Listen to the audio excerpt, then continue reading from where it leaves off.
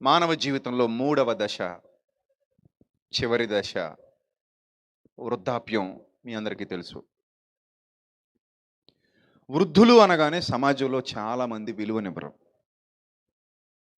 ముఖ్యంగా కుటుంబ సభ్యులు వృద్ధుల్ని ఎలా చూస్తారంటే, నీకేం తెలుసు, నీది మూలన బడి ఉండాల్సినటువంటి వయసు, నువ్వు మాట్లాడకు, నువ్వు చెప్పకు, పెట్టింది తిని ఒక మూలన కూర్చో, నీ ఉచిత సలహాలు మాకు అవసరం లేదు అని వాళ్ళని కించపరచడం మనం చూస్తాం, అవమానపరచడం మనం చూస్తాం, వాళ్ళు ఎద్దేవా చేస్తూ వెటకారం చేస్తూ మాట్లాడడం మనం చూస్తాం. ఎక్కువ శాతం చాలా కుటుంబాల్లో వృద్ధుల మాట కూరలో కరివేపాకులా తీసి పడేస్తుంటారు. అవునా కదా చెప్పండి? వృద్ధులను అలాగైనా ట్రీట్ చేస్తారు చాలామంది. ముసలి వాళ్ళు అనగానే, ముసలోడా నువ్వు మాట్లాడుకో, ముసలమ్మ నువ్వు మాట్లాడుకో, నువ్వు ముసలిదానివి, నువ్వు ముసలాడివి, నువ్వేంది మాట్లాడుతున్నావు అని అంటారా అనరా? చాలామంది అంటూ ఉంటారు. ఎందుకు వాళ్ళకి అంత చులకనైపోయారు వృద్ధులు అంటే, శరీరంలో సత్తువ తగ్గిపోయింది కాబట్టి. అర్థమైందా? ఇదివరకు అవే చేతులు కష్టపడి 4 రూపాయలు సంపాదించేవి, పొలానికి వెళ్ళి పని చేసుకుని వచ్చేవి. అసలు మిమ్మల్ని నిలబెట్టిందే ఆ చేతులు, మీ కుటుంబాన్ని నిలబెట్టిందే ఆ కాళ్ళు. మీకు మాటలు నేర్పించింది వాళ్ళే, మీకు బ్రతకటం నేర్పించింది వాళ్ళే, మీ బ్రతుకు కోసం కష్టపడింది వాళ్ళే, మీకు సహాయం చేసింది వాళ్ళే, మీకోసం అరిగిపోయింది కరిగిపోయింది, మీకు ఆస్తులు సమకూర్చిచ్చింది అన్నీ వాళ్ళే, మీ ఆరోగ్యాన్ని కాపాడింది కూడా వాళ్ళే. కానీ అవన్నీ మనం మర్చిపోతాం. ఆ సమూయేలు 2వ గ్రంథం 19వ అధ్యాయము 31వ వచనం చూడండి ఏమని రాయబడిందో. మరియు గిలాదీయుడకు బర్జిల్లయి రొగేలీము నుండి యోర్దాను అద్దరికి వచ్చి రాజుతో కూడా నది దాటెను. దావీదు గారితో కూడా నది దాటుతున్నాడట. బర్జిల్లయి 80 సంవత్సరముల వయస్సు కలిగి బహు ముసలివాడై ఉండెను. అప్పటికి బర్జిల్లయి వయసు ఎంత చెప్పండి? ఎంత? 80 సంవత్సరాలు. ఇక్కడ మీరు ఒక విషయాన్ని గమనించారో లేదో, మరలా ఇక్కడికి వద్దాం. భక్తుడు ఒక మాట అన్నాడండి కీర్తనల గ్రంథంలో. కీర్తనల గ్రంథం 90వ కీర్తన 10వ వచనం ఒకసారి చదువుదాం. కీర్తనల గ్రంథం 90వ కీర్తన 10వ వచనం ఒకసారి చదువుదాం. మళ్ళీ ఇక్కడికి వద్దాం. మళ్ళీ సమూయేలు గ్రంథానికి 19వ అధ్యాయానికి వద్దాం. కీర్తనల గ్రంథం 90:10 చదవండి. మా ఆయుష్కాలము 70 సంవత్సరములు, అధిక బలమున్న ఎడల 80 సంవత్సరములు. అధిక బలమున్న ఎడల 80 సంవత్సరములు. ఆ తర్వాత ఏమంటాడు? అయినను వాటి వైభవము ఆయాసమే దుఃఖమే అన్నాడు. అయినను వాటి వైభవము ఆయాసమే దుఃఖమే. మొత్తం ఎన్ని సంవత్సరాలట అధిక బలం ఉంటే? 80 సంవత్సరాలు. ఇంకా నాగేశ్వరరావు గారిలాగా మంచి ఫుడ్, మంచి quality food, quality life maintain చేస్తే 96 దాకా వెళ్ళాడు ఆయన. ఎన్ని రోగాలు వచ్చినా కూడా తట్టుకొని నిలబడ్డాడు. మనకులా కల్తీ ఆహారం తినేవాడు కాదు కదా. తన సొంత భూమిలో అన్నపూర్ణ స్టూడియోలో పండించుకున్న కూరగాయలు, ఆర్గానిక్ ఫుడ్ తినేవాడు. చాలా జాగ్రత్తగా లైఫ్ స్టైల్ మెయింటైన్ చేసుకుంటూ వచ్చాడు పెద్ద ఆయన. అందాల నటుడు అక్కినేని నాగేశ్వరరావు. కానీ 96 ఏళ్లకు ఆయన ఏమయ్యాడు? ఈ లోకాన్ని విడిచిపెట్టి వెళ్ళిపోయాడు. ఆయన అనేవాడు బతుకున్నప్పుడు, ఆ క్యాన్సర్ని ఏదో జయించి వచ్చిన తర్వాత ఆయన అన్నాడు, నేను 100 ఖచ్చితంగా రీచ్ అవుతాను అన్నాడు. 100కి చేరుకుంటాను ఖచ్చితంగా అన్నాడు. కానీ 96కి అవుట్ అయిపోయాడు. సెంచరీ చేయలేదు. మానవ జీవితం అనేది ఎప్పుడు ముగిసిపోతుందో మనకు తెలియదు. కానీ అది వృద్ధాప్య దశ మీద పడింది అంటే ఖచ్చితంగా ఇంకా ప్రమాద గంటికలు మోగుతున్నాయి. ఎప్పుడో మనం ఈ లోకాన్ని ఖాళీ చేసి వెళ్ళిపోయే సమయం ఆసన్నమవుతుంది అని అర్థం. ఇక్కడ దేవుడు డెడ్ లైన్ ఎంత పెట్టాడు? అధిక బలం ఉన్న ఎడల 80 అన్నాడు. ఆ తర్వాత ఇంకొంత పైకి ఇంకా బలం ఉంటే వెళ్ళొచ్చు. కానీ 100-80 చేరుకునే వాళ్ళు ఈ రోజుల్లో చాలా కష్టం. ఎందుకంటే మొత్తం ఫుడ్ కల్తీ అయిపోయింది, అన్నీ కల్తీయే కదండి. మొత్తం కల్తీ. మనం తినే ఆహారంలో చాలా వరకు ఏముంది? కల్తీ. మీరు వాడే ఉప్పు కల్తీ, మీరు వాడే నూనె కల్తీ. ఈరోజు క్యాన్సర్లు రావడానికి ఆ నూనె కారణం, ఆ ఉప్పే కారణం. ఇదివరకు సముద్రపు ఉప్పు చక్కగా కల్లుప్పు వచ్చేది, మామూలు ఉప్పు, పెద్ద ఉప్పు, పండించిన ఉప్పు, అది వాడుకునేవారు. లా ఉప్పట, అది వాడుకునేవారు. ఇప్పుడంతా ఈ ప్యాకెట్లు వచ్చాయి, దొంగ ప్యాకెట్లు. అయోడైజ్డ్ అంటారు, అదంటారు, ఇదంటారు, పక్క కెమికల్స్ కలిపేసి సాల్ట్ రూపంలో ఇచ్చేస్తుంటే అదే వాడుకుంటున్నారు అందరూ. మొత్తం అందరూ అదే. ఆ లావుపు మానేశారు, ఆ కల్లుపు మానేశారు, ఆరోగ్యకరమైన వదిలేసాం. ఇదివరకు ఆయిల్స్, నూనెలు మిల్లుకు తీసుకెళ్ళి, నువ్వులు గానుకి తీసుకెళ్ళి అక్కడ నూనె ఆడించుకుని తెచ్చుకుని వాడుకునేవారు. కానీ ఇప్పుడు ప్యాకెట్ ఎంత? 150. నువ్వుల నూనె 150కి వచ్చేస్తుందా? ఒరిజినల్ ఆడించుకొని చూడండి ఎంత పడుతుందో మీకు. కల్తీ 150, 200. ఒరిజినల్ కావాలంటే మనం నువ్వులు కొనుక్కుని తీసుకెళ్ళి మిల్లు దగ్గర తీయించుకుని నూనె తెచ్చుకుంటే దాదాపు మనకు 400 ఖరీదు చేస్తుంది. ఇప్పుడు వేరుశెనగ తీసుకెళ్ళి మనం ఆడించి తెచ్చుకుంటే దాదాపు 350 పైన ఖరీదు చేస్తుంది. కానీ మనకి ఇక్కడ పావులకు ₹1 ఇచ్చేస్తున్నాడు. ఎక్కడ ఇచ్చేస్తున్నాడు అంటే వాడు ఏమన్నా దానం చేస్తున్నాడా డబ్బు?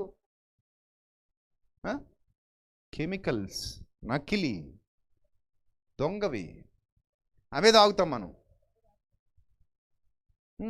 మరి క్యాన్సర్లు రాకపోతే ఏమవుతుంది? రోగాలు రాకపోతే ఏమవుతుంది? అంతా మాయ, మోసం. ఇప్పుడు 60 దాటాడంటే చాలా గొప్ప విషయం ఈ రోజుల్లో. ఈ తరంలో పూర్వీకులు కాదు కానీ ఈ తరంలో 60 దాటావంటే చాలా గొప్ప.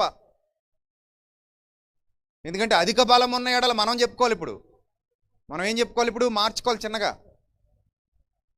మనం ఏమనుకోవాలి ఇప్పుడు? మరి ప్రభువా అధిక బలం ఉన్న ఎడల 60 ప్రభువా ఈ కల్తీ దినాల్లో అనుకోవాలి. అయినను వాటి వైభవం 40 నుంచి ఆయాసమే, దుఃఖం ఎక్కడి నుంచి? 40 నుంచే. 40 నుంచే షుగర్లు, 40 నుంచే బీపీలు, 40 నుంచే కీళ్ళ నొప్పులు, 40 నుంచే ఇంకా గ్యాస్ట్రిక్లు, 40 నుంచే అన్ని రకాల వ్యాధులు, కళ్ళు సరిగా కనబడకపోవటాలు, అప్పటికే 2-3 ఆపరేషన్లు, ఎప్పుడు మందులు మింగటాలు. మానవుని జీవన శైలి చాలా అస్తవ్యస్తంగా మారిపోయింది, చాలా అగమ్యగోచరంగా మారిపోయింది. ప్రియులరా, ఆ రోజుల్లో వీళ్ళు అధిక బలం ఉన్న ఏడల 80 సంవత్సరాలు అన్నారు కదా. ఇప్పుడు ఈ బర్జిల్లయ్య గారి వయసు ఎంత?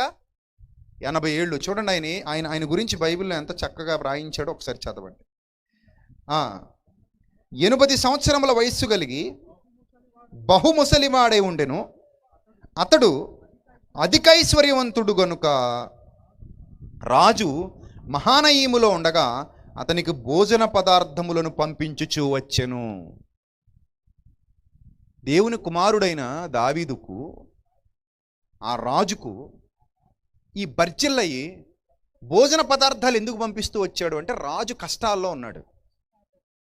రాజుకు కొడుకు నుంచే వ్యతిరేకత ఉంది. ఆ అబ్షాలోము తండ్రిని చంపాలని ప్రయత్నపడుతున్నటువంటి తరుణంలో దావీదు గారు తప్పించుకుని వెళ్ళిపోయినటువంటి పరిస్థితులు ఉన్నాయి. ఆ పరిస్థితుల్లో ఆయనకు భోజనం లేదు, ఆయన ఆదరించేవారు లేరు. ఆ టైంలో ఒక వృద్ధుడి యొక్క ఆలోచన విధానం చూడండి. ఆ దేశంలో ఇంకా జనాలు లేరా? ఆ దేశంలోకి ఉన్న జనాలకి బాధ్యత లేదా? ఆ దేశంలో ఉన్న జనాలకి తెలివి లేదా, వివేకం లేదా అంటే ఒక దేవుని మార్గంలో నడిచినటువంటి వృద్ధుడకు ఉన్నటువంటి పరిపూర్ణత. వృద్ధాప్య దశ అంటే అర్థం ఏంటో తెలుసా? పరిపూర్ణ దశ అని. కాయగా ఉన్నప్పుడు ఉండే విలువ కంటే పండుగా ఉన్నప్పుడు ఉన్న విలువే ఎక్కువ. తినేదానికి మనం విలువిస్తాం, బ్రతుకుతున్న వాళ్ళకి మాత్రం మనం విలువ ఇవ్వం. వృద్ధాప్య దశ అంటే ఏమనుకుంటున్నావు నువ్వు? పరిపూర్ణ దశ. ఎన్నో ఆటుపోట్లు, ఎన్నో ఇరుకులు, ఎన్నో ఇబ్బందులు, ఎన్నో అనుభవాలతో కూడినటువంటి పాఠాలు. వాళ్ళ స్థాయికి వెళ్ళారు అంటే ఎన్నో అనుభవాల గుండా వెళ్ళిపోతారు. ఆ స్థాయికి నిన్ను పెంచడానికి పడిన కష్టాలు, పంటి బిగువన నిన్ను పెంచడానికి వారు పడినటువంటి బాధలు, ఎన్నో ఇరుకులు, ఎన్నో ఇబ్బందులు, ఎన్నో శోధనలు, వాటన్నిటిని దాటుకుంటూ ఒక గొప్ప స్థితికి చేరుకుంటారు. అదే పరిపూర్ణ దశ. అందులోనూ ముఖ్యంగా నిజమైన యథార్థమైన మనస్సు గలవారు ఆ స్థితిలో గొప్పగా ఉంటారు. కానీ కొందరు వృద్ధ స్త్రీలు కొండెకత్తులైపోతున్నారంటాడు తిమోతి పత్రికలో. కొందరు వృద్ధులు కొండెగాళ్ళు అవుతారు, కొందరు వృద్ధ స్త్రీలు కొండెకత్తెలు అవుతారు అంటున్నాడు. అంటే వాళ్ళకి ఇంకా పరిపూర్ణత రాలేదు, వాళ్ళ జ్ఞానం ఇనుమడించలేదు, వాళ్ళు అలాగే బ్రతుకుతున్నారు, అలాగే చచ్చిపోతారు. కానీ కొందరు అలా కాదు, పరిపూర్ణ దశలోనికి వెళ్ళిపోతారు. ఆ దశను కూడా సక్రమంగా వినియోగించుకుంటారు. కొందరు వినియోగించుకోరు, కొందరు వినియోగించుకుంటారు. ఆ వినియోగించుకోని వారి దశలో, ఆ వినియోగించుకోని వారిని గురించి కూడా బైబిల్ చెప్పింది, వినియోగించుకుంటున్న వారి గురించి కూడా బైబిల్ చెప్తోంది. ఆ వినియోగించి కొనని వారు కొండెకత్తులుగా, కొండెగాళ్ళుగా, వ్యర్థులుగా, ఎందుకు పనికిరాని వాళ్ళుగా తమ జీవితాన్ని ముగించుకుని వెళ్ళిపోతారు. ఇంకా ఆ వృద్ధాప్యంలో కూడా మోసగాళ్ళుగా ఉంటారు, దౌర్భాగ్యులుగా ఉంటారు, దొంగలుగా ఉంటారు, అబద్ధికులుగా ఉంటారు. అసలు అలాంటి ముసలాళ్ళకి విలువ కూడా ఇవ్వాలనిపించదు. అలాంటి వాళ్ళు కూడా ఉంటారు, వాళ్ళకి తెలీదు, ఇక వాళ్ళు అంతే. కానీ కొందరు ఉంటారు బర్జిల్లై లాంటి వాళ్ళు, పరిపూర్ణ దశలోనికి అడుగు పెడుతున్నారు, పరిపూర్ణతను కాపాడుకుంటున్నారు, తమ పరిపూర్ణతను కాపాడుకుంటున్నారు. ప్రియులారా, నిన్నటి నుంచి మనం 3 దశల అంతరార్థంలో బాల్య దశ గురించి నేర్చుకున్నాం, యవ్వన దశ గురించి నేర్చుకున్నాం, వృద్ధాప్యానికి వచ్చాం. బాల్య దశలో బాలుడుగా ఉండి దేవుని కొరకు బ్రతికిన సమయాలను చూచాం. బాలురుగా ఉండి హృదయంలో చిన్నతనం నుంచే చెడ్డ ఆలోచనలతో బ్రతికిన వాళ్ళను చూసాం. ప్రవక్త నడుచుకుంటూ వెళ్ళిపోతున్నాడట. ఈ పనికి మాలిన బాలురు అందరూ ఏమంటున్నారట? బోడివాడా, బోడివాడా, ఎక్కిపొమ్ము, ఎక్కిపొమ్ము, బోడివాడా అంటున్నారు. అంటే బాల్యంలోనే వాళ్ళ హృదయ ఆలోచన ఎలా ఉంది? మరింత చెడ్డగా ఉంది. కానీ సమూయేలు ఎంత నీతిమంతుడో చూసాం బాల్యంలోనే. ఇక యవ్వన దశ గురించి మనం ఆలోచించాం నిన్నటి దినాన. యవ్వనాన్ని పాడు చేసుకున్న వాళ్ళని మనం చూసాం, కానీ యవ్వనాన్ని బాగు చేసుకున్న వాళ్ళు, యవ్వనంలో ఉన్నతంగా దేవుని కొరకు బ్రతికిన వాళ్ళు, యవ్వనంలో ఉన్నతంగా దేవుని కొరకు నిలబడిన వాళ్ళు కూడా మనకి బైబిల్లో కనబడుతున్నారు. అందులో ఒక యోసేపు మనకు ఆదర్శం. రాత్రి మనం యేసుక్రీస్తు ప్రభువారి గురించి మాట్లాడుకున్న మంచి యవ్వన దశలో ఆయన ఏం చేశారు? పరిచర్య చేశారు, ప్రపంచం కోసం ప్రాణం ఇచ్చారు. అంటే బాల్యాన్ని కానీ యవ్వనాన్ని కానీ దుర్వినియోగం చేసుకున్న వాళ్ళు ఉన్నారు, సద్వినియోగం చేసుకున్న వాళ్ళు కూడా ఉన్నారు. ఈరోజు వృద్ధాప్యం గురించి మాట్లాడుకుంటున్నాం. ఈ వృద్ధాప్య దశ దుర్వినియోగం చేసుకునే వాళ్ళు ఉంటున్నారు, సద్వినియోగం చేసుకుంటూ పరిపూర్ణులు అవుతున్న వారు కూడా ఉన్నారు. అలాంటి పరిపూర్ణులలో ముఖ్యుడిగా బర్జిల్లై గారిని గురించి కూడా చెప్పుకోవచ్చు. ఆయన తన గురించి తాను చెప్పుకుంటూ ఏమని మాట్లాడుతున్నాడో మీరు ఒకసారి చూడగలిగితే చదవండి ప్రియులారా. గనుక రాజు మహానయములో ఉండగా అతనికి భోజన పదార్థములు పంపించి వచ్చెను.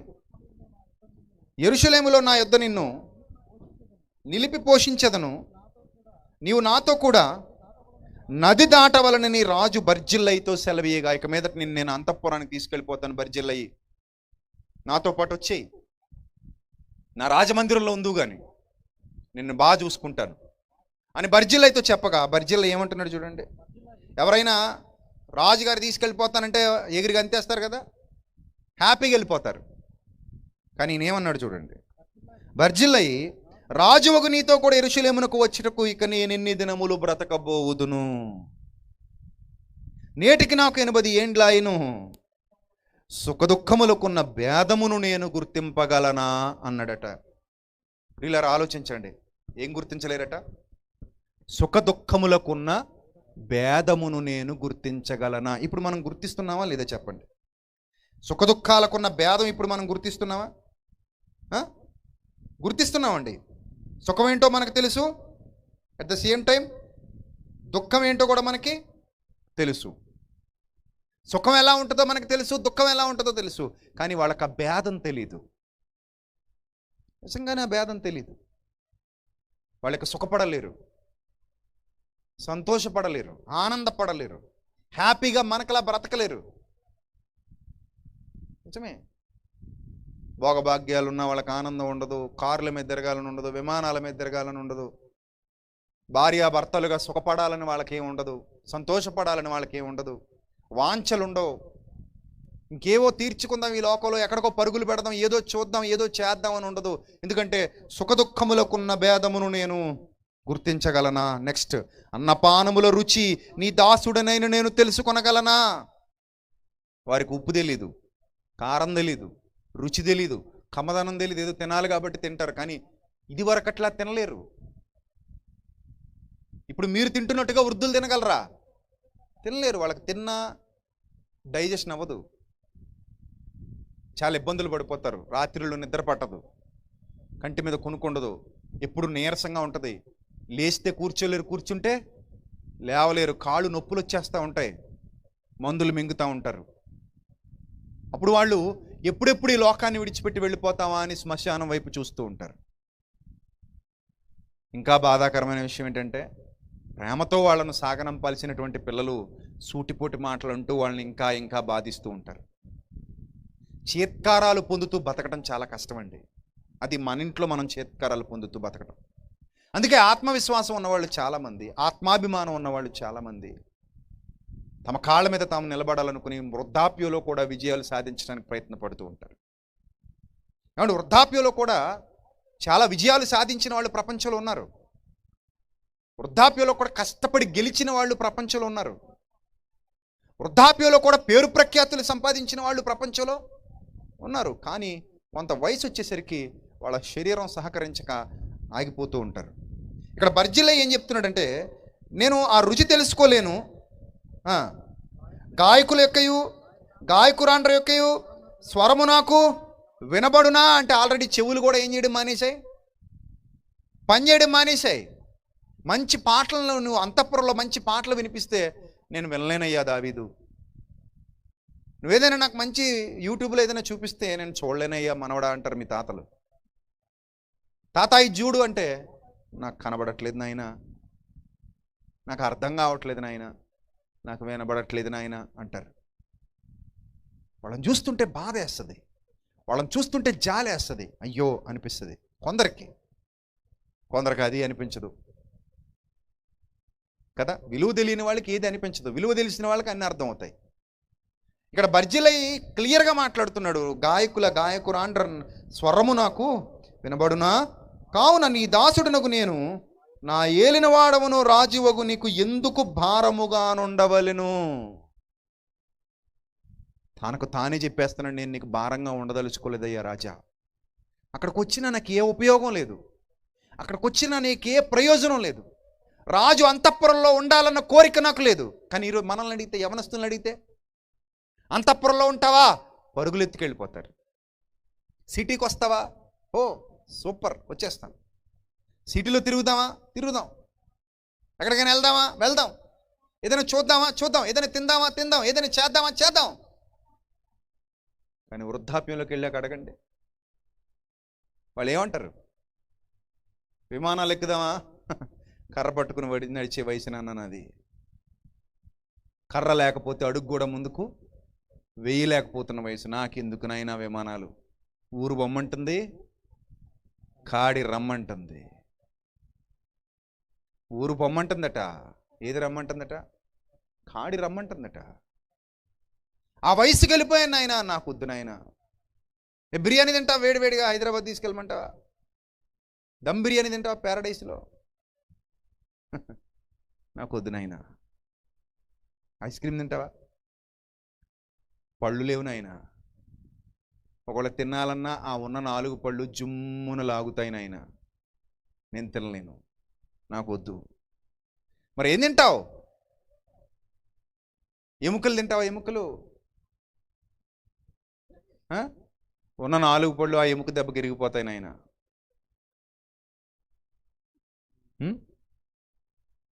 కాబట్టి ఏది కూడా వాళ్ళకి రుచించదు, ఏది కూడా వాళ్ళకి అవసరం లేదు, ఏది కూడా వాళ్ళకి అక్కర్లేదు. ఆ దశకు వెళ్ళిపోతున్నారు. అందరూ కూడా ఆ దశకు వెళ్ళవలసిన వారే. చూడండి ప్రియులారా ఏమంటున్నాడు అక్కడ, నీ దాసునకు నేను నీతో కూడా నది దాటి అవతలకు కొంచెము దూరము వచ్చేదను గాని రాజువగు నీవు నాకంత ప్రత్యుపకారము చేయనేలా. నేను నా ఊరి యందుండి మరణమై నా తల్లిదండ్రుల సమాధి యందు పాతి పెట్టబడుటకై అచ్చటికే తిరిగిపోవునట్లు నాకు సెలవిమ్ము, చిత్తగించుము. చూసారా ఏమంటున్నాడు? నేను నా చోటుకి వెళ్ళిపోతానయ్యా, అక్కడ మా అమ్మా నాన్నలు నా కోసం ఎదురు చూస్తూ ఉంటారు, నన్ను అక్కడే పాతి పెట్టేయండి. పితరుల యొద్దకు చేర్చబడే సమయం ఆసన్నమైంది. నేను వెళ్ళిపోవలసిన వాడనై ఉన్నాను, నేను వెళ్ళిపోవాలి త్వరగా. వృద్ధాప్య దశకు వెళ్ళేసరికి వాళ్ళ ఆలోచనలు, వాళ్ళ భావజాలం చాలా అద్భుతంగా ఉంటుంది. ఎందుకంటే వారు దేవుని యందు భయభక్తులు నిలిపి కాలాన్ని గడిపినవారు. అర్థమవుతుందా? దేవుని యందు భయభక్తులు నిలిపి పరిపూర్ణ దశలోనికి వెళ్ళారు. వాళ్ళు ఎంత ఆనందంగా ఉంటారో వర్ణించడం కష్టమండి. అంత ఆనందంగా ఉంటారు వాళ్ళు, చాలా ఆనందంగా ఉంటారు. మరణకాలము సమీపిస్తున్నప్పుడు భయపడరు, మరణకాలము సమీపిస్తున్నప్పుడు బాధపడరు, ఎప్పుడెప్పుడు వెళ్ళిపోదామా అన్న ఆశతో ఉంటారు. ఎందుకంటే పని పూర్తయిపోయింది, మంచి పోరాటము పోరాడి తిని నా పరుగు కడముట్టించి తిని. ఎప్పుడది? వృద్ధాప్యములో ఉండగా. మంచి పోరాటము పోరాడి తిని నా పడుగు కడముట్టించి తిని. చూడండి ఫిలోమోను రాసిన పత్రిక, ఫిలోమోనుకు రాసిన పత్రిక 1వ అధ్యాయం 10వ వచనం. క్రీస్తునందు నాకు బహుధైర్యము కలిగి ఉన్నను, వృద్ధుడను ఇప్పుడు క్రీస్తు యేసు ఖైదీనై ఉన్న పౌలు అను నేను ప్రేమను బట్టి వేడుకొనుట మరి మంచిదనుకొని నేను కనిన కుమారుడగు ఒనేసిమును గూర్చి నీకు వేడుకొనిచున్నాను. ఏ వయసులోనట? ఏ వయసులో? వృద్ధుడను. వృద్ధాప్యంలో కూడా ఎలా ఉన్నానంటున్నాడు? ఖైదీని అంటున్నాడు. వృద్ధుడను క్రీస్తు యేసు ఖైదీనైనా నేను. వృద్ధాప్యంలో కూడా క్రీస్తు కొరకు ఖైదీగా పట్టబడ్డాడు అంటే అసలు ఆయన పరిపూర్ణ దశ, గొప్ప దశ. అందుకే మంచి పోరాటము పోరాడి తిని నా పరుగు కడముట్టించి తిని. వృద్ధాప్య దశ, పరిపూర్ణ దశ, అనుభవాలు, జ్ఞాపకాలు ఎన్నో నెమరు వేసుకుంటూ ఆ జైలు జీవితాన్ని గడుపుతున్నాడు. తెల్లని వెంట్రుకలు తల మీద వచ్చేసాయి. మీరు స్క్రీన్ మీద చూస్తున్నట్టుగా చర్మం ముడతలు పడిపోతుంది, కాళ్ళు చేతులు పనిచేయు, నోరు సరిగ్గా పనిచేయదు, కంఠం ఇప్పుడంత గట్టిగా ఉండదు, వాయిస్ ఇప్పుడున్నంత బేస్ ఉండదు. కానీ వాళ్ళకు క్లారిటీ ఉంటుంది. మంచి పోరాటము పోరాడి తిని నా పరుగు కడముట్టించి తిని. వృద్ధుడనై ఉన్నాను, వృద్ధుడనై కూడా చెరసాలలో ఉన్నాను. క్రీస్తు కొరకు పట్టబడ్డాను, క్రీస్తు కొరకు చెరసాలలో ఉన్నాను, క్రీస్తు కొరకు చెరసాలలో పట్టబడ్డాను, క్రీస్తు కోసం బ్రతుకుతున్నాను. అది ఆ రోజు ప్రారంభమైంది కాదు, యవ్వనం నుంచి మొదలైంది, వృద్ధాప్యం వరకు కంటిన్యూస్గా కొనసాగింది.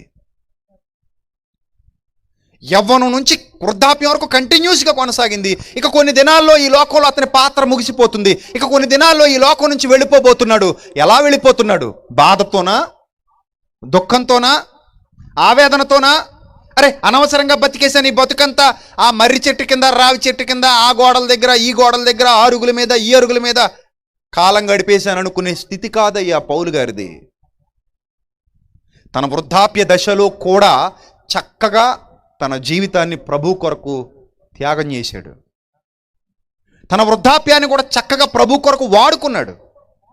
ఈ లోకంలో చాలామంది వృద్ధులైన తర్వాత బయటికి నెట్టివే పెడతారు. కానీ కొంతమందిలో కసి ఉంటుంది, ఆ కసితో వాళ్ళు పనిచేస్తారు. వృద్ధాప్యంలో కూడా సక్సెస్ అయిన వాళ్ళ చరిత్ర ఉంది. ఒకసారి స్క్రీన్ మీద చూడండి. మీరు లోకంలో వృద్ధాప్యంలో సక్సెస్ అయిన వాళ్ళ చరిత్ర మీకు స్క్రీన్ మీద చూపిస్తాను, చూడండి. Who hit big after 40? Entrepreneurs who hit big after 40. చూడండి అక్కడ స్క్రీన్ మీద. శామ్ వాల్టన్ వాల్మార్ట్ స్థాపించాడు 44 ఇయర్స్ పైబడ్డాక. తర్వాత యాడీ డాస్లర్ 49 ఇయర్స్. ఇప్పుడు మనం ఇది అడిడాస్ షూస్ కొనుక్కుంటాం కదా, బూట్లు, అడిడాస్. అతను ఎప్పుడు స్థాపించాడు? దాదాపు 49 పైబడిపోయాక సక్సెస్ అయ్యాడు. అప్పటి వరకు అతను సక్సెస్ అవ్వలేదు. తర్వాత లియో గాడ్విన్ ఫౌండర్ ఆఫ్ జీకో 80. చూడండి 50 ఏళ్ళు పైబడిన తర్వాత ఇతను సాధించాడు. ఇక తర్వాత ఈ మధ్యకాలంలో పిల్లలందరూ ఇష్టపడి తింటున్నటువంటి కేఎఫ్సి చికెన్ చాలామంది తింటారు సిటీకి వెళ్ళినప్పుడు. హ్యార్లాండ్ డేవిస్ ఎప్పుడు తెలుసా? 62 ఏళ్ళు పైబడిన తర్వాత. వీళ్ళందరూ వృద్ధాప్యానికి వెళ్ళాక కూడా కసితో పనిచేశారు. ఎక్కడ సక్సెస్ అయ్యారు వీళ్ళు? లోకంలో సక్సెస్ అయ్యారు, లోకంలో సాధించారు, లోకంలో గొప్పవాళ్ళు అయ్యారు. అంటే వాళ్ళకున్న శక్తి సామర్థ్యాలన్నిటినీ ఎక్కడ ఖర్చు చేశారు? చెప్పండి, ఎక్కడ ఖర్చు చేశారు? లోకంలో ఖర్చు చేశారు. లోకంలో కూడా వాళ్ళు పేరు సంపాదించుకున్నారు. ఇప్పటికీ కూడా వాళ్ళు లేకపోయినా, వాళ్ళలో కొందరు లేకపోయినా, వాళ్ళు స్థాపించినటువంటి సంస్థలు మాత్రం చక్కగా నడుస్తున్నాయి, చక్కగా వాళ్ళు కొనసాగిస్తున్నారు. ఇంకొక ముసలాయన ఫోటో చూపిస్తున్నాను మీకు, చూడండి. ఇంకొక పెద్ద ఆయన ఫోటో మీకు చూపిస్తున్నాను. ఈయన పేరు జోషి. ఈయన ముంబైలో ఫడికే రోడ్లో దోంబివిలి అనే ప్రాంతంలో వ్యాపారం చేస్తూ ఉంటాడటండి. 87 సంవత్సరాల వృద్ధుడు తన కాళ్ళ మీద తాను నిలబడి ఎవరి మీద ఆధారపడకుండా సంచులు అమ్ముకొని బ్రతుకుతున్నాడు. మీరు స్క్రీన్ మీద చూడొచ్చు. 87 సంవత్సరాల వృద్ధుడండి ఈయన, జోషి ఆయన పేరు. ఇప్పటికీ ఎవరి మీద ఆధారపడట్లే, కుటుంబానికి పిల్లల మీద ఆధారపడట్లే, పిల్లల్ని అడుక్కోవట్లే. 87 ఏళ్ల వయసు వచ్చినా కూడా తన కష్టాన్ని తాను నమ్ముకొని, తన శ్రమని తాను నమ్ముకొని అక్కడక్కడ సంచులు తెచ్చుకుని, మెటీరియల్ సంచులు తయారు చేసుకుని ఆ సంచులు అమ్ముకుని బ్రతుకుతూ జీవనాన్ని కొనసాగిస్తున్నాడు. చాలామందికి స్ఫూర్తిదాయకంగా నిలబడ్డాడు 87 ఏళ్ల వయసులో. ఇక మరొక ఆమె ఫోటో మీరు చూడొచ్చు స్క్రీన్ మీద, గ్రాండ్ మా మోజెస్ అంటారు ఆమెని, గ్రాండ్ మా మోజెస్. ఈమె వేసినటువంటి పెయింట్లు చూడండి ఎంత అందంగా ఉన్నాయో. అమెరికాలో ఒక ప్రఖ్యాత పెయింటర్ ఆమె. 78 ఏళ్ల వయసులో పెయింటింగ్ ప్రారంభించింది. తనకు 78 ఏళ్ల వయసు అంటే దాదాపు ఇక వయసు అయిపోయిందా, ఉందా? అయిపోయింది. ఆ తర్వాత కూడా ఇంకా 20-30 సంవత్సరాలు బతికింది. ఆ 78 ఏళ్ల వయసులో ప్రారంభించింది పెయింటింగ్. అమెరికాలో పేరు ప్రఖ్యాతులు సంపాదించుకుంది. అదిగో మీరు చూస్తున్నటువంటి స్క్రీన్ మీద చూస్తున్నట్టు రకరకాల పెయింటింగ్లు. ఆమె పెయింటింగ్స్కి చాలా డిమాండ్ ఎక్కువ. కళాత్మకంగా జీవకళ ఉట్టిపడే విధంగా రకరకాల పెయింటింగ్లు వేస్తూ ఆమె పేరు సంపాదించుకుంది. సక్సెస్ఫుల్ పర్సన్గా నిలబడింది. ఈరోజుకి ఆమె పేరు అక్కడ గొప్పగా చెప్పుకునే స్థాయిలో ఆమె బ్రతికి ఉంది. ఇలా ఎంతోమంది లోకాన్ని విడిచిపెట్టి వెళ్ళిపోయినప్పటికీ ఒక సక్సెస్ఫుల్ లైఫ్ లీడ్ చేశారు. వృద్ధాప్య దశను కూడా వాళ్ళు చక్కగా మలుచుకున్నారు. వృద్ధాప్యాన్ని కూడా వాళ్ళకు అనుకూలంగా మలుచుకున్నారు. వృద్ధాప్యంలో వాళ్ళు ఏదో సాధించాలని కంకణం కట్టుకున్నారు. వాళ్ళు సాధించి లోకాన్ని విడిచిపెట్టి వెళ్ళిపోయారు. ఇప్పుడు మన వృద్ధులు ఏమంటున్నారు? చాలామంది వృద్ధులు ఏమంటారు? 50-60 దాటిపోయింది అనుకోండి, ఇంకా మా వల్ల ఏమవుతుందయ్యా, మీరు కుర్రాళ్ళు, మీరు చెయ్యాలి ఏం చేసినా, ఇక మేమేమి చేయలేము, మాది అయిపోయింది అంటారు. ఎప్పటికే 50కి 60కే. కానీ 78లో వాళ్ళు సాధించిన విజయాలు, 65లో వాళ్ళు సాధించిన విజయాలు, 90లలో వాళ్ళు సాధించిన విజయాలు, ఇలా ఎందరో ఉన్నారు ప్రపంచంలో లోక సంబంధంగా విజయాలు సాధించిన వాళ్ళు. ప్రభువులో నిలబడితే, ప్రభువు కొరకు నిలబడితే, చెరసాలలో ఖైదీగా ఉన్న పౌలు గారు పండు ముసలాడైపోయాడు, వృద్ధుడైపోయాడు, ఇక నేను వెళ్ళిపోయే సమయం ఆసనం అయిపోయిందని చెప్తున్నాడు. ఫిలోమోనుకు పత్రిక రాసే సమయానికి ఆయన ఎలా ఉన్నాడు? వృద్ధుడుగా ఉన్నాడు. ముసలివాడనైపోయాను, ఇక వెళ్ళిపోయే సమయం ఆసనం అయిపోయింది అని చెప్తున్నాడు. అప్పటికి క్రీస్తు కొరకు ఎలా ఉన్నాడట? బంధకాలలో ఖైదీగా ఉన్నాడట. ప్రియులారా, పరిపూర్ణ దశలోనికి అడుగు పెడితే ఆ దశ దేవుడు ఆహ్వానించే దశ, దేవుడు మన జీవితాన్ని ఆస్వాదించే దశ. మర్చిపోకండి. ఏదో వృద్ధులు కదా అని వాళ్ళని కించపరచకండి. ఒకవేళ వాళ్ళు యథార్థవంతులుగా దేవునిలో ఉంటే, యథార్థంగా దేవుని కొరకు బ్రతుకుతున్నవారైతే, నీతిగా నిజాయితీగా దేవుని కొరకు బ్రతుకుతున్నవారైతే, అది దేవుడు ఆగ్రానించే దశ. పండు సువాసన వచ్చేస్తుందండి మనకి. కాయ వస్తుందా సువాసన? కాయ సువాసన వస్తుందా? రాదండి. పండు ఎలా వస్తుంది? సువాసన వెదజల్లుతుంది. దేవునికి కూడా వారు సువాసన వెదజల్లే దశలో ఉన్నారు ప్రియులరా. ఆ దశలో కూడా దేవుని కొరకు నిలబడాలని, ఆ దశలో కూడా దేవుని కొరకు పనిచేయాలని, ఆ దశలో కూడా దేవుని మార్గాలలో నడవాలని కోరుకుంటున్నటువంటి గొప్ప గొప్ప మనస్తత్వం కలిగిన వాళ్ళు. నాకు తెలిసిన వాళ్ళు అలా ఉన్నారండి, చాలామంది ఉన్నారు. నిజం చెప్తున్నా. ఈరోజు ఐఫర్గాడ్ మినిస్ట్రీస్ పరిచర్యలో సహకారులుగా ఉన్న వాళ్ళలో కొందరు వృద్ధులు ఉన్నారు, వృద్ధ దంపతులు ఉన్నారు, పెద్దవాళ్ళు ఉన్నారు, వయస్సు మీద పడిన వాళ్ళు ఉన్నారు, వాళ్ళు ఎక్కడో దేశ విదేశాల్లో ఉన్న వాళ్ళు కూడా ఉన్నారు. ఈ మన ఆంధ్ర తెలంగాణలో ఉన్న వాళ్ళు ఉన్నారు. అందులో చాలామంది వృద్ధులు, వయస్సు మీద పడిన వాళ్ళు నాకు పరిచయస్తులు, వాక్యాలు వింటూ ఉంటారు, నాకు మెసేజ్లు చేస్తూ ఉంటారు, నాతో మాట్లాడుతూ ఉంటారు. దేవుని పనికి వాళ్ళు ఎప్పటికీ సహకరిస్తూ వాళ్ళు బ్రతుకుతూ వాళ్ళు ఏమంటారు తెలుసా? మాకేం కావాలనైనా మీరు దేవుని పని చేయండి, మేము సహకరిస్తాం మా చేతనైనంత మట్టుకు. ఆయన పని దిగ్విజయంగా జరగాలి. మేము వెళ్ళిపోయేలోపు సంతృప్తితో వెళ్ళిపోవాలి ఈ లోకాన్ని విడిచిపెట్టి, ఆనందంగా వెళ్ళిపోవాలి ఈ లోకాన్ని విడిచిపెట్టి. మీరు గొప్ప కార్యాలు చేస్తున్నారు ప్రభు కొరకు, మేము వెనకుండి సపోర్టుగా ఉంటాం అని చెబుతున్నటువంటి ఎందరో వృద్ధ తల్లులు, వృద్ధ తండ్రులు ఉన్నారు. వాళ్ళకి నా నిండు జోహార్లు. వృద్ధాప్యానికి వచ్చేసిన తర్వాత, అరే నీకు ఇన్ని ఆస్తులు ఇస్తున్నా, నీకు ఇంత అంతస్తులు ఇస్తున్నా, నాకింత పెట్టుకున్నా, నువ్వు తిను నేను తింటా, ఇద్దరం కలిసి తినిపోదాం అనేది కాదు. జీవితం విలువ అర్థమైతే ఇక్కడ మనం సంపాదించింది ఏమీ లేదు, ఇక్కడ మనం పట్టుకుపోయేది ఏమీ లేదు. నేను వెళ్ళిపోతాను, నాతో ఒక్క రూపాయి కూడా రాదు. నాది 60 ఏళ్ల జీవితం అయినా, 70 ఏళ్ల జీవితం అయినా, 80 ఏళ్ల జీవితం అయినా నేనేది ఇక్కడి నుంచి తీసుకుని వెళ్ళలేను. ఇందాకే మనం అక్కనే నాగేశ్వరరావు గారి గురించి మాట్లాడుకున్నాం. ఆయన బాగా సంపాదించి పిల్లలకి ఇచ్చారు. ఆయన మంచి సంపాదన చేశారు, సంపాదన పరుడు ఆయన, జాగ్రత్త పరుడు, చాలా బాగా సంపాదించాడు. ఆయన పిల్లలకి ఇచ్చాడు, మనవలకి ఇచ్చాడు. కానీ ఆయన వెళుతున్నప్పుడు ఒక్క రూపాయి కూడా ఆయన వెంట తీసుకుని వెళ్ళలేదు. మనం సంపాదించినవన్నీ ఇక్కడే వదిలేస్తాం, మన సంపాదన అంతా ఇక్కడే ఉండిపోద్ది, ఏది పట్టుకెళ్ళం. కానీ కొంతమంది పైత్యం ఏంటంటే ముసలితనం వచ్చినా కూడా డబ్బు ఆశ చావదు. ఇంకా దోచుకుంటారు, ఇంకా దాచుకుంటారు, ఇంకా మోసం చేస్తుంటారు. దేవుని పేరట మోసాలు చేసే ముసలి వాళ్ళు కూడా ఉన్నారు. ఇంకేం చెప్తాం? ఇంకా డబ్బా చావలా, ఇంకా దోచుకోవడానికే ప్లానింగ్స్. అలాంటి వాళ్ళు కూడా ఉన్నారు సమాజంలో. కానీ పరిపూర్ణ దశకు వెళ్ళిన వాళ్ళు, యథార్థవంతులుగా ఉన్నవాళ్ళు, యథార్థతను అనుసరిస్తున్న వాళ్ళు, నీతిని అనుసరిస్తున్న వాళ్ళు, వాళ్ళ ఆలోచన విధానం ఇదిగో ఈ పౌలు గారిలాగా, బర్జిల్లయ్య గారిలాగా ఉంటుంది. నేను నా పితరుల యొద్దకు వెళ్ళిపోవాలి, నేను క్రీస్తు కొరకు బ్రతుకుతున్నాను, మంచి పోరాటం పోరాడాను, నా పరుగు తొదముట్టిస్తున్నాను, వెళ్ళిపోవాలి, నేను ఈ లోకాన్ని విడిచిపెట్టి వెళ్ళిపోవాలి. రాజుల గ్రంథంలో సొలొమోనుకు బాధ్యతలు అప్పగిస్తూ దావీదు గారు మాట్లాడుతున్నటువంటి మాటలు ఒకసారి చూడండి ప్రియులారా, ఎంత అద్భుతంగా ఉంటాయో. దావీదు గారు మాట్లాడుతున్నటువంటి మాటలు ఒక్కసారి దైవ గ్రంథంలో నుండి చూద్దాం.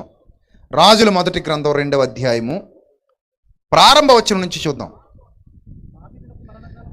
రాజుల మొదటి గ్రంథం 2వ అధ్యాయము ప్రారంభం నుండి జాగ్రత్తగా చూడాలి. దావీదునకు మరణకాలము సమీపింపగా, అంటే ఆయన ఏమైపోయాడు? వృద్ధుడైపోయాడు, వృద్ధాప్యలో ఉన్నాడు. దావీదునకు మరణకాలము సమీపింపగా అతడు తన కుమారుడైన సొలొమోనుకు ఎలాగో ఆజ్ఞ ఇచ్చెను. లోకులందరూ పోవలసిన మార్గమున నేను పోవుచున్నాను. ప్రియులారా రాసుకోండి, రాత్రి గుర్తుపెట్టుకోండి. లోకులందరూ పోవలసిన మార్గం. ఇక్కడ వేలాదిగా ప్రజలు వచ్చారు, చాలా సంతోషం. అది మీ విశ్వాసాన్ని సూచిస్తోంది, దాన్ని నిలుపుకోవాలి. ఎక్కడో దూర ప్రాంతాల నుండి అనేకమైన వాహనాల మీద మీరు ఇక్కడ వరకు ప్రయాణం చేసుకుంటూ వచ్చారు. మీ విశ్వాసం గొప్పదే, దాన్ని ఇంకా బలపరుచుకోవాలి. ఒక విషయాన్ని మీరు దృష్టిలో పెట్టుకోవాలి. లోకులందరూ పోవలసిన మార్గం ఒకటి ఉంది. ప్రతి ఒక్కరూ ఖచ్చితంగా అందరూ ఆ మార్గంలో అడుగు పెట్టాల్సిందే. అది మేధావులైనా, ధనవంతులైనా, సెలబ్రిటీలైనా, గొప్పవాళ్ళైనా, చిన్నవాళ్ళైనా, పెద్దవాళ్ళైనా, పేదవాళ్ళైనా, ఎవరైనా సరే ఆ మార్గంలోనికి చచ్చినట్టు వచ్చి తీరాల్సిందే, చచ్చాక, చావు పేరుతో. అందుకే దావీదు అంటున్నారు ఇక్కడ, లోకులందరూ పోవలసిన మార్గమున నేను పోవుచున్నాను, కాబట్టి నీవు ధైర్యము తెచ్చుకొని నిబ్బరము కలిగి నీ దేవుడైన యెహోవా నీకప్పగించిన దానిని కాపాడి ఆయన మార్గములను అనుసరించిన ఎడల నీవు ఏ పని పూనుకొనినను ఎక్కడ తిరిగినను అన్నిటిలో వివేకముగా నడుచుకొందువు. తన కుమారుడికి ఏం చెప్తున్నాడండి? అరే నాయన, ఇంత సంపాదించాను, నువ్వు ఇంకా దాన్ని ఇంత చేయాలి. నేను ఇంత దాచాను, నువ్వు ఇంకొంత దాచాలి. నేను ఇంత పోగు చేశాను, నువ్వు ఇంకొంత పోగు చేయాలి. ఇవి కాదు చెప్పట్లేదు అవి. మరి ఏం చెప్తున్నాడు? నీ దేవుడైన యెహోవా అప్పగించిన దానిని ఏం చేయాలి? కాపాడాలి. ఆయన మాటల ప్రకారంగా నడుచుకోవాలి.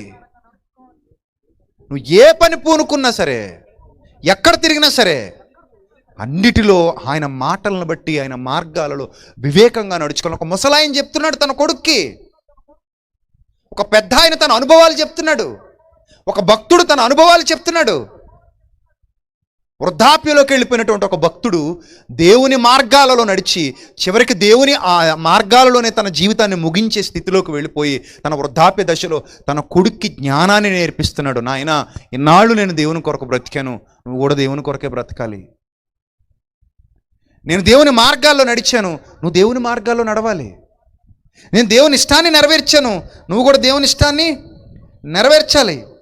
ఆయన ఆజ్ఞలు గైకొనాలి. అప్పుడు నువ్వు నీ పిల్లలు తమ ప్రవర్తన విషయంలో జాగ్రత్తగా ఉండి నా ఎదుటి తమ పూర్ణ హృదయముతో, పూర్ణ మనస్సుతో సత్యమును అనుసరించి నడుచుకుని ఎడల ఇశ్రాయేలీయుల రాజ్య సింహాసనం మీద ఆసీనుడు ఒకడు నీకు ఉండక మానడని యెహోవా నన్ను గూర్చి ప్రమాణము చేసిన మాట స్థిరపరచబడుతుంది. స్థిరపరచు. అర్థమవుతుందా? ఒక తండ్రి తన వృద్ధాప్య దశలో కుమారుడికి చెప్తున్నాడు. దావీదు గారి ప్రార్థన కూడా చాలా విచిత్రంగా ఉంటుందండి. ఎంత విచిత్రంగా ఉంటుందంటే, ఒకసారి చూడండి కీర్తనల గ్రంథం. కీర్తనల గ్రంథం 71 కీర్తన 17 వచనం. 71 కీర్తన 9 వచనం మొదట చదువుదాం. కీర్తనల గ్రంథం 71 కీర్తన 9 వచనం. వృద్ధాప్యమందు నన్ను విడువకుము, నా బలము క్షీణించినప్పుడు నన్ను విడువకుము. చూడండి, యవ్వనంలోనూ ఆయనే నన్ను పట్టుకోవాలనుకున్నాడు. వృద్ధాప్యంలో కూడా ఎవరి తోడు కావాలని కోరుకుంటున్నాడు? ఎవరి తోడు కావాలని కోరుకుంటున్నాడు? దేవుని తోడు కావాలని కోరుకుంటున్నాడు. కానీ మనం ఏమనుకుంటాం తెలుసా? వృద్ధాప్యంలో నాకు ఎవరొకరు తోడుగా ఉంటే బాగుండు, పిల్లలు తోడుగా ఉంటే బాగుండు, మనవలు తోడుగా ఉంటే బాగుండు అని అనుకుంటారు. వాళ్ళు ఎవ్వరు లేకపోయినా సరే నాకు దేవుడు తోడుగా ఉంటే చాలనుకుంటున్నాడు. అందుకే ఏమంటున్నాడంటే, వృద్ధాప్యమందు నన్ను విడువకుము, నా బలము క్షీణించినప్పుడు నన్ను విడువకుము.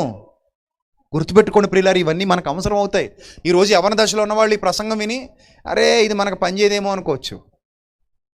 కానీ మీకు ఒక మాట చెప్పనా, నెక్స్ట్ డోర్ అదే మందే, నెక్స్ట్ స్టెప్ అదే. రేపు పొద్దున ఇంకొక 10 ఏళ్ళు పోనివ్వండి, ఇంకొక 20 ఏళ్ళు పోనివ్వండి. ఇప్పుడు దిట్టంగా ఉన్నాం, ఆ తర్వాత ఊగుతాం. తింటే అరగదు, పడుకుంటే నిద్ర రాదు. మందు కొట్టుకు కాదు, మందుల కొట్టుకు వెళ్తావు. ఇప్పుడు వరకు మందు కొట్టడానికి మందు కొట్టుకు వెళ్తున్నావు, అప్పుడు మందులు కొనుక్కోవడానికి మందులు కొట్టుకు వెళ్తావు. ఆ మందు వేరు, ఈ మందు వేరు. ఈ మందు ఒళ్ళు కొవ్వెక్కిగా తాగేది, లాస్ట్లో వాడే మందు ఒళ్ళు సహకరించక వాడేది. రెండింటికి చాలా తేడా ఉంది. లాస్ట్లో ఆ మందులు కొట్టుకెళ్తాం. త్వరలో మనం ఎదుర్కోబోయే దశ ఇది, మనకు అవసరం. ఇంకా బాల్యం గురించి అంటే అయిపోయింది అనుకోకండి, అది కూడా మన పిల్లలకు మనం ఎలా ఉండాలో నేర్పించడానికి మనకు ఉపయోగపడే టాపిక్. ఈ 3 రోజులు మీరు విన్న ప్రతి మాట మీకు అవసరమే. అది అవసరమే, ఇది అవసరమే, ముందున్నది అవసరమే. కాబట్టి ఇక్కడ చూడండి ఏమంటున్నాడు, వృద్ధాప్యమందు నన్ను విడువకుము, నా బలము క్షీణించినప్పుడు నన్ను విడువకుము. చూడండి ప్రియులారా, 17వ వచనంలో ఆయన భావజాలం చెప్తున్నాడు. చూడండి, దేవా బాల్యము నుండి నీవు నాకు బోధించుచు వచ్చితివి, ఇంతవరకు నీ ఆశ్చర్య కార్యములు నేను తెలుపుచునే వచ్చి తిని. దేవా వచ్చు తరమునకు నీ బాహుబలమును గూర్చి, పుట్టబోవు వారందరికీ నీ శౌర్యమును గూర్చి నేను తెలియజెప్పినట్లు తల నెరిసి వృద్ధుడనయ్యుండు వరకు నన్ను విడువకుము. ఎందుకట నన్ను విడువద్దంటున్నాడు? నన్ను విడువద్దంటున్నాడు ఎందుకు? భయం వేసా? భోజనం ఉండదనా? ఆకలి అవుతుందనా? బట్టలు ఉండవనా? ఎందుకమ్మా విడువద్దంటున్నాడు ఆయన? ఏం చేస్తాడట? వచ్చు తరమునకు నీ బాహుబలమును గూర్చియు, పుట్టబోవు వారందరికీ నీ శౌర్యమును గూర్చియు నేను తెలియజెప్పునట్లు తల నెరిసి వృద్ధుడనయ్యుండు వరకు నన్ను విడువకుము అంటున్నాడు. చాలామంది వృద్ధులు వృద్ధాప్యానికి వెళ్ళిపోయాక సువాసనగా దేవుని కొరకు కనబడ్డారు ప్రియులారా. సువాసనగా కనబడ్డారు, పరిపక్వతలోనికి వెళ్ళారు, పరిపూర్ణ దశలోనికి వెళ్ళారు, అలాగే మరణించారు వాళ్ళు. చూడండి లూకాసు వార్త 1వ అధ్యాయము 7వ వచనం ఒకసారి చూద్దాం.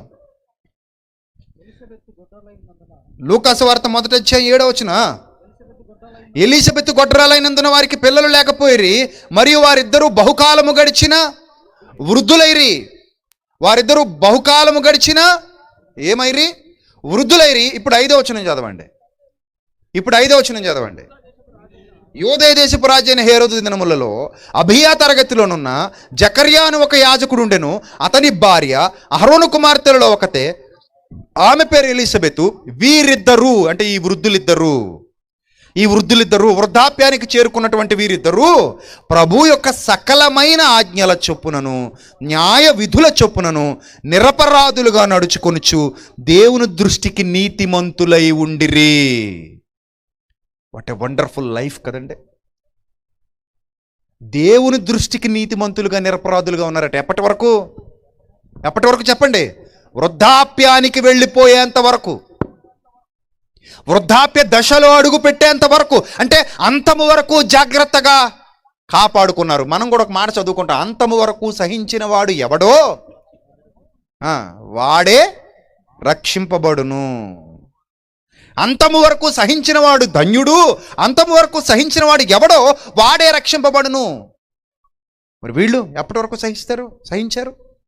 అంతము వరకు. మమ్మల్ని గొడ్రాలుగా చేసావు, మాకు సొంత లేకుండా చేసావు, మాకు పిల్లలు ఇవ్వకుండా చేసావు అని ఏనాడు దేవుని దూషించలేదు. వాళ్ళు దేవుని పనిలోనే ఉన్నారు, వాళ్ళు దేవుని కొరకు బ్రతుకుతున్నారు, వాళ్ళు దేవుని కొరకు పని చేస్తున్నారు. ఇంకా గొప్ప విషయం ఏంటి చెప్పనా, ఆ వృద్ధాప్యంలో వాళ్ళకి బిడ్డనిస్తే ఆ బిడ్డను కూడా దేవుని కొరకు పెంచి చూపించారు. వాళ్ళు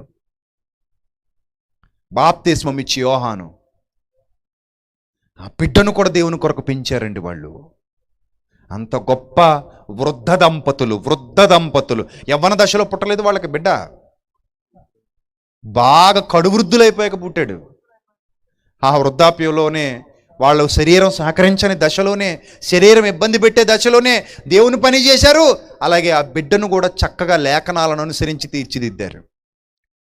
పరిపూర్ణతలోనికి వెళ్ళిపోతున్నారు. ప్రియులారా, కార్యారంభము కంటే ఏం మేలు?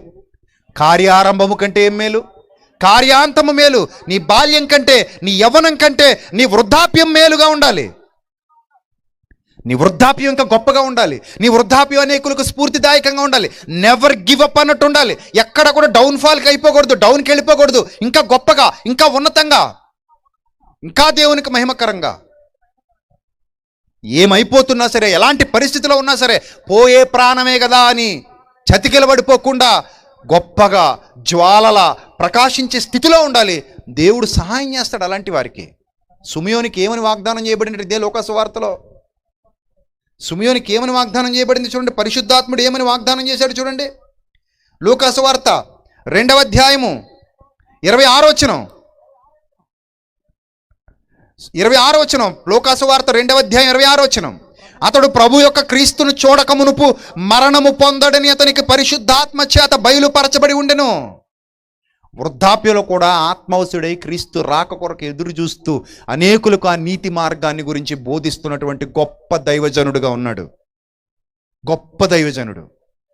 వృద్ధాప్యంలో కూడా నీతిని కాపాడుకున్నాడు, వృద్ధాప్యంలో యథార్థతను కాపాడుకున్నాడు, వృద్ధాప్యంలో తన గొప్పతనాన్ని చూపిస్తున్నాడు.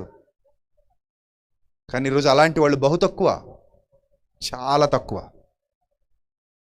ఎక్కడైనా వేళ్ల మీద వెతికితే దొరుకుతారో దొరకరో కూడా డౌటే, అలా ఉన్నారు ఈరోజు పరిస్థితుల్లో. ప్రియులారా, సుమియోని జీవితాన్ని చూడండి, ఎంత అద్భుతంగా ఉందో చూడండి. అతడు ప్రభు యొక్క క్రీస్తును చూడక మునుపు మరణమే పొందడని పరిశుద్ధాత్మ చేత బయలుపరచబడిందట. ఇప్పుడు 29వ వచనంలో అంటాడు, నాథా ఇప్పుడు నీ మాట చొప్పున సమాధానముతో నీ దాసుని పోనిచ్చుచున్నావు. అంటే ఇక నా మరణకాలం, నేను చచ్చిపోయినా పర్లేదు అంటున్నాడు అనమాట. ఇక చనిపోయినా పర్లేదు ప్రభా, నాకు చాలు ప్రభా ఈ జీవితం, చాలు నాకు ఈ జీవితం. చాలా అద్భుతంగా బ్రతికాను, చాలా గొప్పగా బ్రతికాను, చాలా ఉన్నతంగా బ్రతికాను, ఈ లోకాన్ని విడిచిపెట్టి వెళ్ళిపోతున్నాను. ఎంతమంది గొప్ప గొప్ప వృద్ధులు ఉన్నారు దైవ గ్రంథంలో. ఆ కిందనే మరొక వృద్ధురాలు ఉంటుంది, ఆమెను గురించి కూడా చూద్దాం. చూడండి 36వ వచనం. లూకాసు వార్త 2వ అధ్యాయం 36వ వచనం. మరియు ఆషేరు గోత్రికురాలను పనుయేలు కుమార్తెయునైన అన్నా అను ఒక ప్రవక్తి ఉండెను. ఆమె కన్యత్వం మొదలుకొని 7 ఏండ్లు పెనిమిటితో సంసారము చేసి బహుకాలము గడిచినదై 84 సంవత్సరములు విధవరాలై ఉండి. ఎన్ని సంవత్సరాలట? ఎన్ని సంవత్సరాలు? 84. అంటే బర్జిల్లై కంటే ఒక 4 ఎక్కువ. ఇందాక మనం చదువుకున్న బర్జిల్లై కంటే కూడా ఒక 4 సంవత్సరాలు ఎక్కువ. ఆ 4 సంవత్సరాలు ఎక్కువైన 84 సంవత్సరాల విధవరాలై ఉండి దేవాలయము విడువక ఉపవాస ప్రార్థనలతో రేయింబగళ్ళు సేవ చేయుచుండెను. ఏమంటే 84 ఏళ్ల వయసులో ఉపవాస ప్రార్థనలు అంటే మాటలా? 84 ఏళ్ల వయసులో ఉపవాస ప్రార్థనలు అంటే మాటలు ఇప్పుడైతే చేయగలరా? ఇప్పుడు 84 అంటే 54లో చేస్తేనే బీపీ షుగర్ వచ్చి చచ్చిపోతారు కదా. అప్పుడు 84లో కూడా రేయింబవలు ఉపవాస ప్రార్థనలతో దేవునికి సేవ చేయొచ్చు, దేవుని మందిరంలో కాలం గడుపుతున్నటువంటి ఒక గొప్ప వృద్ధురాలు అన్న. ఇలా ఎంతమందినండి మనం దైవ గ్రంథంలో చూడొచ్చు. వాళ్ళు లోకంలో విజయాల కోసం ఆరాటపడలేదు, దేవునిలో విజయాల కోసం ఆరాటపడ్డారు, దేవుని కొరకు ఆరాటపడ్డారు, దేవుని కొరకు బ్రతకటానికి తమ వృద్ధాప్యంలో కూడా అనేకుల్ని రేపాలని ఆరాటపడ్డారు. అందులో గొప్ప అపోస్తలుడుగా పేరుగాంచినవాడు ది గ్రేట్ పేతురు గారు. ఆయనకి ప్రభు ఎప్పుడో చెప్పేశాడు, నీ మరణం ఎలా ఉంటుందో చెప్పేశాడు. నువ్వు ఎలా మరణిస్తావో చెప్పేశాడు. ఎలా మరణిస్తావో అన్న విషయం పేతురు గారికి రివీల్ అయిపోయిన తర్వాత కూడా పేతురు గారు చూడండి ఎంత గొప్పగా లాస్ట్లో ఇంకా చివరి దశలో ఎంత గొప్పగా మాట్లాడుతున్నాడో. పేతురు గారు రాసినటువంటి 2వ పత్రిక 1వ అధ్యాయము, పేతురు గారు రాసినటువంటి 2వ పత్రిక 1వ అధ్యాయము 13వ వచనం నుంచి చదవండి ఒకసారి. మరియు మన ప్రభు అయిన యేసుక్రీస్తు నాకు సూచించిన ప్రకారము నా గుడారము త్వరగా విడిచిపెట్టవలసి వచ్చినని ఎరిగి నేను ఈ గుడారములో ఉన్నంత కాలము ఈ సంగతులను జ్ఞాపకము చేసి మిమ్మును రేపుట న్యాయమని ఎంచుకొనుచున్నాను. ఎప్పుడు మాట్లాడుతున్న మాటలు ఇవి? ఎప్పుడు మాట్లాడుతున్నప్పుడు అండి? వృద్ధాప్యంలోనండి. ఇక నేను వెళ్ళిపోయే సమయం ఆసనమైందని చెప్తున్నాడు. నా గుడారమును త్వరగా విడిచిపెట్టవలసి వచ్చినని ఎరిగి. యేసుప్రభు వారు ఆల్రెడీ యోహాను సువార్తలో చెప్పారు, నువ్వు యవ్వనుడు అయినప్పుడు నీ చేతులు కట్టుకుని నీకు ఇష్టమైన నీ నడుము బలపరుచుకుని నీకు ఇష్టమైన చోటుకి వెళ్ళిపోతావు. కానీ నువ్వు వృద్ధుడు అయిపోయాక నీ చేతులు చాచుదువు, నీకు ఇష్టము కాని చోటుకి వేరొకడు నిన్ను తీసుకెళ్ళిపోతాడు. ఆ గడియ రానే వచ్చిందని గుర్తించినటువంటి పేతురు గారు రేపాలనుకుంటున్నాడట. నేను మృతి పొందిన తర్వాత మీరు నిత్యము వీటిని జ్ఞాపకం చేసుకున్నట్లు జాగ్రత్త చేస్తానంటున్నాడు. ఎంత కమిట్మెంట్ చూడండి, ఎంత గొప్ప కమిట్మెంట్ అండి. ఆ వృద్ధాప్యంలో కాళ్ళు లాగుతున్నాయి, కీళ్ళు నొప్పులు వస్తున్నాయి, నడుము నొప్పి వస్తుంది, ఆకలి వేయట్లేదు, మందులు మింగలేకపోతున్నాననే స్థితిలో లేరు వాళ్ళు. ఆ వయస్సులో కూడా ప్రభు కొరకు ఏదో చేయాలి, ప్రభువును గనపరచాలి, నా వెనకున్న తరాలకు ఏదో మంచి చేయాలి అని ఆశపడుతున్నారు. ప్రియులారా, ఆలోచించండి. రాత్రి ప్రతి దశలో మనం ఎవరికి ఉపయోగపడాలి? ప్రతి దశలో మనం ఎవరి గురించి ఆలోచించాలి? ప్రతి దశలో మనం ఎవరికి సేవ చేయాలి? ప్రతి దశలో మనం ఎవరి మార్గంలో నడవాలి? నువ్వు ఏ దశలో ఉన్నా సరే, బాల్యదనంలో ఉన్నావా, యవ్వన దశలో ఉన్నావా, వృద్ధాప్య దశకు వచ్చేసావా, ఏ దశలో ఉన్నా సరే ఆ దశ ఎవరిది? ఆ దశ ఎవరిది? దేవునిది. ఆ దశ దేవునిదండి. అన్ని దశలలో మనం ఆయనకే ఉపయోగపడాలి. అన్ని దశలలో మనం ఆయన పని కొరకే నిలబడాలి. అన్ని దశలలో మనం ఆయననే సంతోషపరచాలి. అదే భక్తుల చరిత్ర మన కళ్ళ ముందు కదలాడుతోంది. భక్తుల చరిత్ర మనకు నేర్పిస్తోంది. భక్తుల యొక్క గొప్పతనం మన కళ్ళ ముందు సాక్షాత్కరిస్తోంది. ఆ వయస్సులో కూడా అనేకుల్ని రేపుట న్యాయమని ఎంచుకున్నాడట. ఆ వయస్సులో కూడా అనేకులకు మేలు చేసి చనిపోవాలనుకున్నాడు. మరి మన పరిస్థితి ఏంటి? ఒక్కసారి మీరందరూ ఆలోచన చేయండి. రాత్రి, ప్రభువా, నేను బ్రతుకుతున్నాను ఈ భూమి మీద, నేను కూడా లోకులందరూ వెళ్ళిపోవలసిన మార్గంలో వెళ్ళిపోవాలి. ఆ రోజు ఏ రోజు వస్తుందో నాకు తెలీదు, కానీ నేను వెళ్ళిపోవడానికి మునుపే నా దశలో పరిపూర్ణతను సంతరించుకుని వెళతాను. పరిపూర్ణ దశలోనికి నేను అడుగుపెట్టి వెళతాను. ఈ లోకము దాని ఆశయు గతించిపోవచ్చున్నవి, అవి శాశ్వతమైనవి కావు. మనం ఇక్కడ ఎక్కువ కాలం ఉండేదేమీ లేదు. కొంతకాలం ఉంటాం, తర్వాత ఈ లోకాన్ని విడిచిపెట్టి వెళ్ళిపోతాం. కానీ మనం ఏదైతే ప్రభు కొరకు చేసామో అదే స్థిరం. మనం దేని విషయంలో అయితే ప్రభు కొరకు నిలబడ్డామో అదే స్థిరం. మనం ఎంతమందిని అయితే ప్రభు కొరకు నిలబెట్టామో అదే స్థిరం. ఎంతమందిని రేపామో అదే స్థిరం. ఎంతమందికి శాశ్వత కాల జీవితాన్ని ఇవ్వటానికి మనం బాటలు వేశామో అదే స్థిరం. మంచి పోరాటము పోరాడితిని అన్నాడు అందుకే పౌలు మహనీయుడు. మంచి పోరాటము పోరాడి తిని నా పరుగు కడముట్టించి తిని. ప్రియమైన దేవుని ప్రజలారా, ఈ 3 దినాలు మీరు విన్న వాక్యం మీ హృదయాల్లో ఫలించనివ్వండి. మీరు ఏ దశలో ఉన్నారో ఒక్కసారి పరీక్షించుకోండి. ఆ దశలో మీరు ఏం చేయగలరో ఆలోచించండి. అనవసరంగా వృధాగా జీవితాన్ని గడిపేయకండి. వ్యర్థంగా జీవితాన్ని గడిపేయకండి. పాడు చేసుకుంటూ జీవితాన్ని గడిపేయకండి. నాశనం చేసుకునే విధంగా జీవితాన్ని గడిపేయకండి. దేవుడిచ్చిన అద్భుతమైన జీవితం కోల్పోతే మళ్ళీ తిరిగి రాదు. వెళ్ళిపోయిన తర్వాత మళ్ళీ రావాలనుకున్నా మనం రాలేము. అది మన వల్ల కాదు. కాబట్టి ప్రియులరా, ఈరోజే మీ జీవితాన్ని ఒక్కసారి ఆలోచన చేసి ప్రభు చేతులకు, ప్రభు హస్తాలకు అప్పగించుకొని పరిపూర్ణ దశలోనికి వెళ్ళాలని మంచి నిర్ణయాలు తీసుకోండి. అలాంటి ధన్యకరమైన జీవితాలు మీరు అందరూ జీవించాలని మనస్ఫూర్తిగా ఆకాంక్షిస్తూ నా మాటలు ముగిస్తున్నాను. తలలు వంచండి, ప్రార్థన చేసుకుందాం. పరిశుద్ధుడా, ప్రేమ కలిగిన తండ్రి, 3 దినాలుగా మా జీవితంలోని ప్రతి దశలో మేము ఏ విధంగా బ్రతకాలో, ఏ విధంగా మిమ్మల్ని సంతోషపరచాలో మాకు నేర్పించారు. ప్రభువా, మమ్మల్ని ఇంకా బలపరచండి, మీ కృపలో భద్రపరచండి. జ్ఞానముతో నింపండి, వివేకముతో నింపండి తండ్రి. కూడి వచ్చిన మీ పిల్లలందరినీ దీవించండి, ఆశీర్వదించండి. వారి హృదయాల్లో మీ మాటలు 30 60 100 ఫలింపచేయండి. వారు విని విడిచిపెట్టే గుంపులో గాక విన్న వాక్యమును అనుసరించి జీవించగలిగే భాగ్యమును ప్రసాదించమని, ఈ సభలు ఏర్పాటు చేసిన పిల్లల్ని, సభల నిమిత్తం కష్టపడి యవనస్తుల్ని, ఈ రంగాపురం ప్రాంతంలో ఉన్న ప్రతి ఒక్కరిని దీవించమని, ఆశీర్వదించమని, ఇంకనూ సంఘాలని బలపరచమని, అభివృద్ధిపరచమని, కష్టపడిన ప్రతి బిడ్డను, ప్రతి కుటుంబాన్ని జ్ఞాపకం చేసుకోమని, నా తోటి సేవకుల్ని జ్ఞాపకం చేసుకోమని, ఘనత మహిమ ప్రభావములు మీకే చెల్లిస్తూ రేపటి నుంచి ఏర్ల దిన్నెలో జరగబోతున్న సభలను కూడా ఘనంగా జరిపించమని ప్రాధేయపడుతూ క్రీస్తు నామంలో ఈ ప్రార్థన మనవులు అడుగుచున్నాం మా కన్న తండ్రి. ఆమెన్. అందరికీ వందనాలు. God bless you all.